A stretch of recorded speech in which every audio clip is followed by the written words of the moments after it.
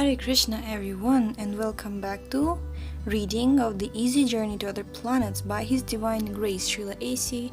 Bhaktivedanta Swami Prabhupada. Page number 42. A naturalist can see the general course of material nature simply by studying a piece of fruit.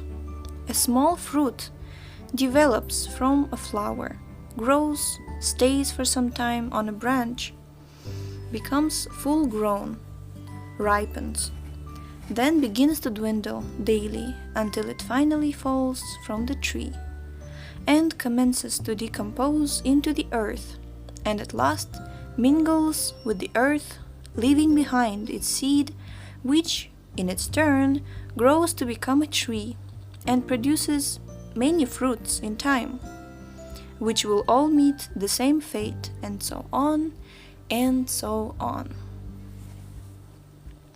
Similarly, a living being, as a spiritual spark, a part of the Supreme Being, takes its organic form in the womb of a mother just after sexual intercourse. It grows little by little within the womb, is born, then continues growing, becomes a child, boy, youth, adult, old man, then finally dwindles and meets death, despite all the good wishes and hopeful pipe dreams of fiction writers. By comparison, there is no difference between man and the fruit. Like the fruit, the man may leave behind him his seeds of numerous children, but he cannot exist eternally within his material body due to the law of material nature. How can anyone ignore the law of material nature? No material scientist can change the stringent laws of nature, however boastful he may be. No astronomer or scientist can change the course of the planets. He can only manufacture a paltry toy planet, which he calls a satellite. Foolish children may be impressed by this and may give a great deal of credit to the inventors of modern satellites, Sputniks, etc. But the saner section of humanity gives more credit to the creator of the gigantic satellites, namely the sun, stars, and planets of which the material scientist can see no end. If a small toy satellite has a creator in Russia or America, it is reasonable that the gigantic satellites have their creator in the spiritual sky. If a toy satellite requires so many scientific brains for its manufacture and its orbiting, what kind of subtle and perfect brain created galaxies of stars and maintains them in their orbits? Thus far, the atheistic class have not been able to answer this. Thus far, the atheistic class has not been able to answer this. Non-believers put forward their own theories of the creation, which usually result in statements such as, "It's hard to understand," or "Our imagination cannot conceive it, but it's quite possible," or "It's incomprehensible," and so forth. This only means that their information has no authoritative basis and is not backed by scientific data. They simply speculate. However, authorized information is available in the Bhagavad Gita. For instance, the Bhagavad Gita informs us that within the material world there are living beings whose duration of life covers 4,300,000 times 1,000 times 2 times 30 times 12 times 100 solar years. We accept the Bhagavad Gita as authority because this book of knowledge was so accepted by India's great sages like Shankaracharya, Sri Yamunacharya, Sri Madhavacharya, and Sri Chaitanya Mahaprabhu. The Bhagavad Gita indicates that in the material world all component forms are subject to decay and death, regardless of their duration of life. Therefore, all material shapes are subject to the law of change, although potentially the material energy is conserved.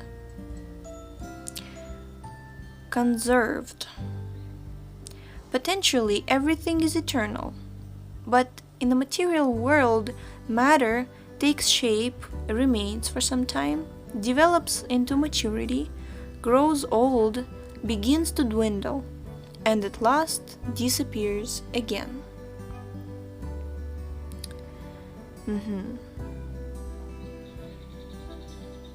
This is the case with all material objects. The materialist's suggestion that beyond the material sky there is some other form which is beyond the boundary of visibility and which is strange and inconceivable is but a faint indication of the spiritual sky. However, the basic principle of spirit is much closer, for it functions within all living beings. When that spiritual particle is out of the material body, then the material body has no life. Within the body of a child, for instance, the spiritual principle is present and therefore changes take place in the body and it develops. But if the spirit leaves the body, the development stops. This law is applicable to every material object. Matter transforms from one shape to another when it is in contact with spirit. Without spirit, there is no transformation. The entire universe develops in that way. It emanates from the energy of the transcendence because of the spiritual force which is His, and it develops into the gigantic forms like the sun, moon, earth, etc. There are 14 divisions of planetary systems, and although they are all different in dimension and quality, the same principle of development holds true for them all. The spiritual force is the creator, and by this spiritual principle only, transformation, transition, and development takes place. Life is definitely not generated simply by a material reaction like a chemical combination, as many foolish men claim. Material interaction is set in motion by a superior being who creates a favorable circumstance to accommodate the spiritual living force. The superior energy handles matter in an appropriate way, as determined by the free will of the spiritual being. For example, building materials do not automatically react and suddenly assume the shape of a residential house. The living spiritual being handles matter appropriately by his free will, and thus constructs his house. Similarly, matter is the ingredient only, but the spirit is the creator. Only a man with poor fund of knowledge avoids this conclusion. The creator may remain unseen in the background, but that does not mean that there is no creator. One should not be illusioned simply by the gigantic form of the material universe. Rather, one should learn to discern the existence of the supreme intelligence behind all these material manifestations. The supreme being, who is the supreme intelligence, is the ultimate creator. The all-attractive personality of Godhead, Sri Krishna. Although one may not be aware of this, there is definite information of the Creator given in Vedic literatures, such as the Bhagavad Gita and especially the Srimad Bhagavatam. When a satellite is thrown into outer space, A child may not understand that there are scientific brains behind it, but an intelligent adult realizes that scientific brains on Earth are controlling the satellite. Similarly, less intelligent persons do not have information of the Creator and His eternal abode in the spiritual world, which is far beyond our range of visibility. But in actuality, there is a spiritual sky and spiritual planets, which are more spacious and greater in number than planets in the material sky. From the Bhagavad Gita, we receive information that the material universe only constitutes a fraction, 1/4 of the creation. Such information is extensively available in the Srimad Bhagavatam and in other Vedic literatures. If living energy can be generated in the scientist's laboratory by the interaction of certain physical and chemical combinations, then why haven't the boastful material scientists been able to manufacture life? They should know definitely that spiritual force is distinct from matter, and that such energy is not possible to produce by any amount of material adjustment. At present, Russians and Americans are undoubtedly very much advanced in many departments of technological science, but they are still ignorant of the spiritual science. They will have to learn from superior intelligence in order to make a perfect and progressive human society. The Russians are unaware that in the Srimad Bhagavatam the socialist philosophy is most perfectly described.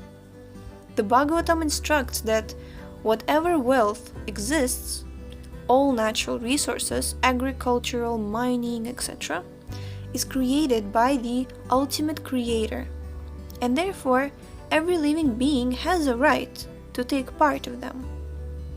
It is further said that a man should only possess as much wealth as is sufficient to maintain his body, and that if he desires more than that, or if he takes more than his share, he is subject to punishment. It is also stated that animals should be treated as one's own children. We believe that no nation on earth can describe socialism as well as the Srimad Bhagavatam. Living beings other than humans can be treated as brothers and children only when one has a full conception of the Creator and the actual constitution of the living being. Man's desire to be deathless is realized only in the spiritual world. As stated at the beginning of this essay, a desire for eternal life is a sign of dormant spiritual life. The aim of human civilization should be targeted to that end. It is possible for every human being to transfer himself to that spiritual realm by the process of Bhakti Yoga, as described herein. It is a great science, and India has produced many scientific literatures by which the perfection of life may be realized. Bhakti Yoga is the eternal religion of man. At a time when material science predominates all subjects, including the tenets of religion, it would be enlivening to see the principles of the eternal religion of man from the viewpoint of the modern scientist. Even Dr. S. Radhakrishnan admitted at a World Religion Conference that religion will not be accepted in modern civilization if it is not accepted from a scientific point of view. In reply, we are glad to announce to the lovers of the truth that Bhakti Yoga is the eternal religion of the world and is intended for all living beings who are all eternally related with the Supreme Lord. Shripad Shankaracharya defines the word Sanatana, or eternal, as that which has neither beginning nor end. When we speak of Sanatana Dharma, eternal religion, we take this definition for granted.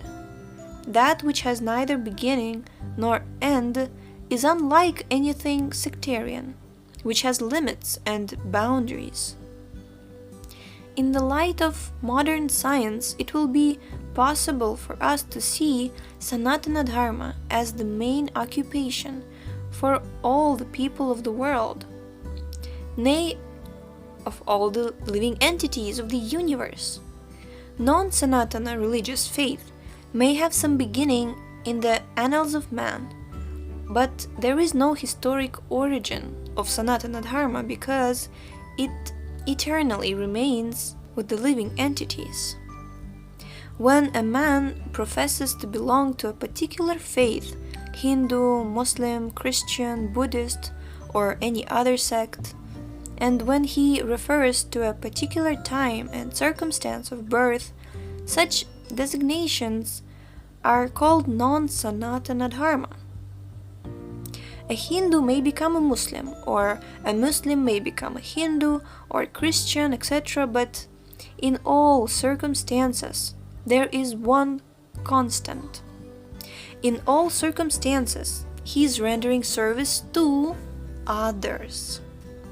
A Hindu, Muslim, Buddhist, or Christian is in all circumstances a servant of someone. The particular type of faith professed is not Sanatana Dharma. Sanatana Dharma is the constant companion of the living being, the unifier of all religions. Sanatana Dharma is the rendering of service. In the Bhagavad Gita, there are several references to that which is Sanatana. Let us learn the import of Sanatana Dharma from this authority. There is reference to the word Sanatanam in the 10th verse of the 7th chapter, in which the Lord says that He is the eternal fountainhead of everything and is therefore Sanatana. The fountainhead of everything is described in the Upanishads as the complete whole. All emanations of the fountainhead are also complete in themselves, but although many complete units emanate from the complete Sanatana fountainhead, the Sanatana head does not diminish in quality or quantity. That is because the nature of Sanatana is unchangeable. Anything that changes under the influence of time or circumstances is not Sanatana. Therefore, anything that changes whatsoever in form or quality cannot be accepted as Sanatana. To give a material example, the sun has been disseminating its rays for hundreds and millions of years, and yet, although it is a materially created object, its form and rays are still unchanged. Therefore, that which is never created cannot change in formation or quality. Even though he is the seedling source of everything. The Lord claims to be the Father of all species of life. He claims that all living beings, regardless of what they are part and parcel of Him. Consequently, the Bhagavad Gita is meant for all of them. In the Gita, there is information of the Sanatana nature of the Supreme Lord. There is also information of His abode, which is far beyond the material sky, and of the Sanatana nature of the living beings. Lord Krishna in the Bhagavad Gita also informs us that this material world is full of miseries in the shape of birth, old age, disease, and death. Even in the topmost planet of the material universe, Brahmaloka, these miseries are present. Only in his own abode is there a total absence of misery. In that abode, there is no need of light from sun, moon, or fire.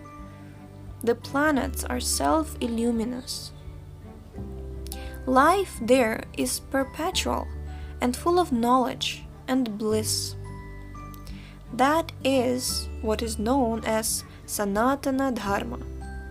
It is therefore natural to conclude that the living entities must return home, back to Godhead, to enjoy life in the Sanatana Dhamma with the Sanatana Purusha, or the Purushottama, Lord Sri Krishna.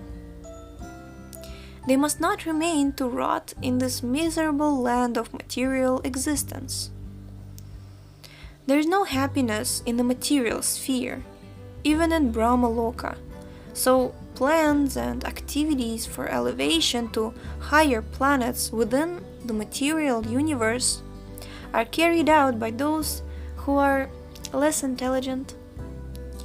Less intelligent men also take shelter of demigods, and only derive benefits which endure for a limited period. Limited. Right, Thus their religious principles and the benefits derived therefrom are only temporary. The intelligent man, however, abandons all engagements in the name of religion and takes shelter of the Supreme Personality of Godhead, and thus receives absolute protection from the Almighty Father. Sanatana Dharma is therefore the process of Bhakti Yoga, by which one can come to know the Sanatana Lord in his Sanatana abode. By this process only, one can return to the spiritual universe, the Sanatana Dhamma, to take part in the Sanatana enjoyment prevailing there. Those who are followers of Sanatana Dharma may henceforward take up those principles in the spirit of the Bhagavad Gita. There is nothing barring anyone from adopting the eternal principles. Even persons who are less enlightened can return to Godhead. This is the version taught by Srimad Bhagavatam and by the Supreme Lord himself in the Bhagavad Gita. Mankind should be given a chance to take advantage of this opportunity. Because Bhagavad Gita was spoken in the land of Bharatavarsha, every Indian has the responsibility to broadcast the message of real Sanatana Dharma in the other parts of the world. Especially at the present moment, misguided men are suffering in the darkness of materialism, and their so-called learning has enabled them to discover the atomic bomb.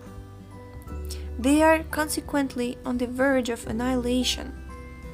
Sanatana Dharma, however, will teach them about the real purpose of life, and they will benefit by its propagation. Jai Haribol, we have completed the first chapter called The Antimaterial Worlds, and tomorrow we shall start with the second chapter called Varieties of Planetary Systems. So thank you so much for tuning in today, and the link to this incredible book is in the description. You can read along and share it with your friends, and we shall see you next time. Hare Krishna.